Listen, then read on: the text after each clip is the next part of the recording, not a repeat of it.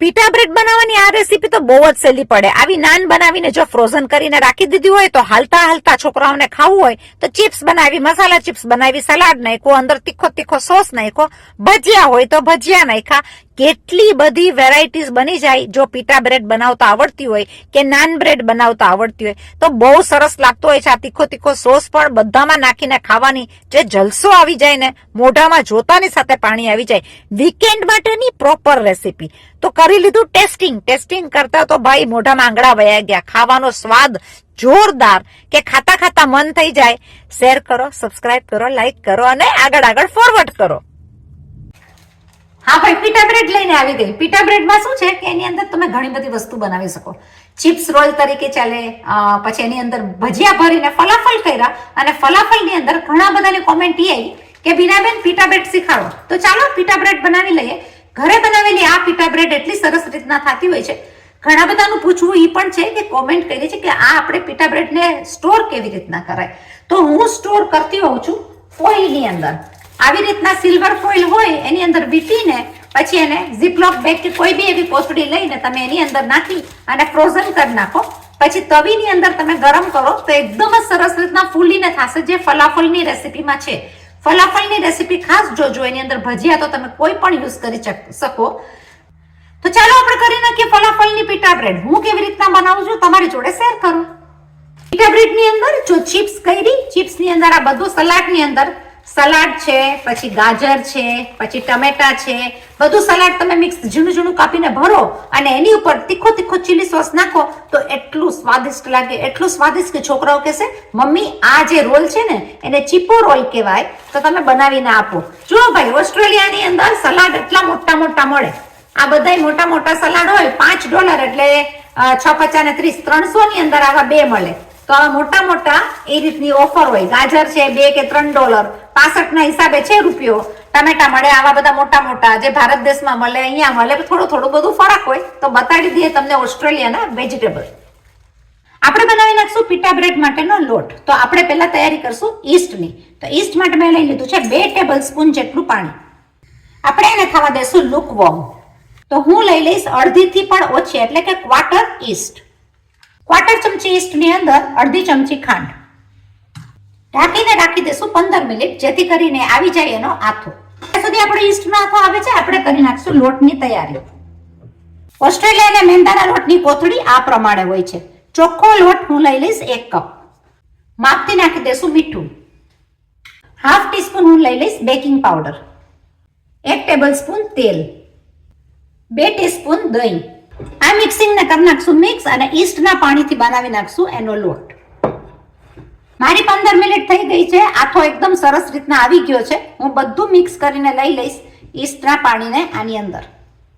તો હવે baking powder, East બધું મિક્સ થઈને, ખાંડ, નિમક બધું થઈને એનો આથો બહુ જ સરસ આવી જશે. તો ગમે એ રીતના તમે આને નાન બ્રેડમાં પણ યુઝ કરી શકો. થોડું લેતા જશું દૂધ અને બનાવી નાખશું રોટલીના લોટ જેવું. કુણવીના લોટને કરી નાખશું રેડી.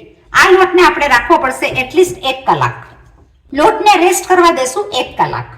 આ આપણો લોટ એકદમ ફૂલીને ડબલ ધ સાઈઝ થઈ ગયો છે, તમે જોઈ શકો. ડબલ ફૂલીને લોટને મસળી નાખશું અને આપણે એની બનાવી નાખશું પીટા બ્રેડ. લાંબી મોટી વણીને આપણે બનાવી નાખશું પીટા બ્રેડને નાનમાં.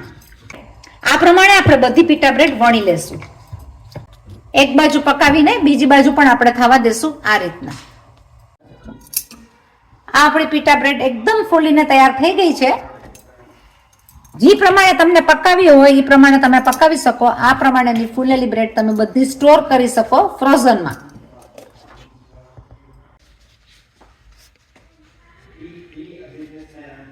આપણે કરી નાખશું ભાઈ ચાપો રોલ. ચાપો રોલ ની અંદર કેન્યાની અંદર આ વસ્તુ બહુ જ ફેમસ હતી. તમે કહેશો કેન્યાની રેસીપી કયો છો? હા ભાઈ, કેન્યાની રેસીપી બહુ અનેરી હોય છે, કારણ કે ઇન્ડિયન કેનિયન્સ ત્યાં બહુ બધા રહે છે અને અલગ રેસીપી બહુ ફાઇન બનતી હોય છે. એમાં one of the my favourite is ચાપો રોલ. એટલી મજા આવતી નહીં ખાવાની. તો હું તમને બતાવું કેવી રીતે બને છે, કે કેવી રીતે બનાવતા. તો ચાલો આપણે બનાવી નાખશું ચિપ્સ અને પછી આપણે ભરશું પીટા બ્રેડની અંદર ચાપો રોલ બનાવીને. જ્યાં 15 મિનિટની અંદર ઈસ્ટમાં આથો આવે છે ત્યાં સુધી આપણે બનાવી નાખશું ચિપ્સ. તો મેં લઈ લીધા છે બટેટા. બનાવી નાખશું થોડું એવું સલાડ. હું લઈ લઈશ સલાડ ને ઝીણું ઝીણું કાપીને. બોલો પછી આ બધું તમે વધારે ભર્યું હોય ને થોડી ઘણી ચિપ્સ નાખી હોય તો સ્ટમક ફિલિંગ તો થઈ જ જાય.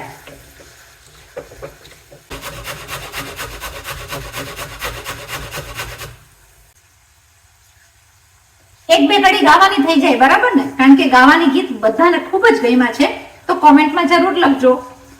દિલ કા ભંવર કરે પુકાર, પ્યાર કા રાગ સુનો, પ્યાર કા રાગ સુનો રે. થઈ ગયું છે આપણું સલાડ રેડી. થઈ ગયું આપણું ચિપ્સ અને સલાડ તૈયાર. પીટા બ્રેડ થઈ ગઈ છે ફૂલીને ડબલ. કરી નાખશું મસાલા ચિપ્સ. તો 1 ટીસ્પૂન તેલની અંદર હું લઈ લઈશ આપણી બનાવેલી ચિપ્સ.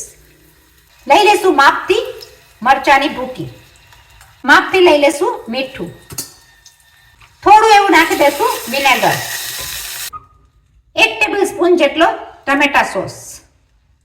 તમે જોઈ જુઓ આ ચિપ્સ સ્વાદમાં બહુ જ સરસ લાગે કારણ કે એની અંદર છે વિનેગર, સોસ, એટલે કે થઈ ગયું ગળાશ, ખટાશ, તીખાશ. હવે આપણે કરી નાખશું ફૂલેલી બ્રેડ ની અંદર ફળ ભરવાની તૈયારી અને ચિપ્સ ભરવાની તૈયારી. હવે આ બોલો તમે લંચ બોક્સમાં છે કે જમવાના ટિફિનમાં છે, લીધું હોય તો એકદમ જ ખાવાની મજા આવી જાય. હું લઈ લઈશ આની અંદર હાફ રોલ કરીને ખોલીને આપણે ભરી લેશું ચિપ્સ. ચિપ્સનું ફિલિંગ કર્યા બાદ લઈ લેશું એમાં સલાડ.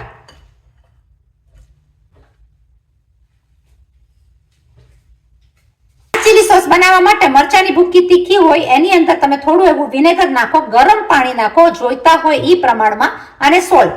અને આને તમે ફર્મેન્ટ કરીને ફ્રીજમાં પણ રાખી દીધું હોય તો આ સોસ ખાવાની મજા ચિપ્સની સાથે કે ચાપો ચિપ્સની સાથે બહુ જ મજા આવે. શું છે આની અંદર લઈ લેશું આપણું આ તીખું તીખું ચીલી સોસ.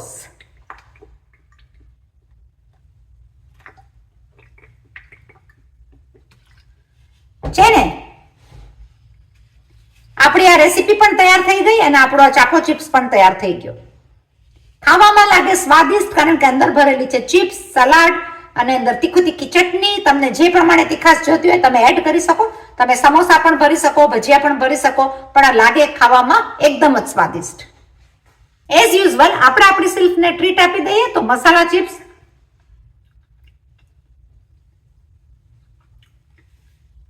મોજ પડી જાય. મસ્ત મજાની તીખી, ખાટી, મીઠી અને ચાપો રોલ.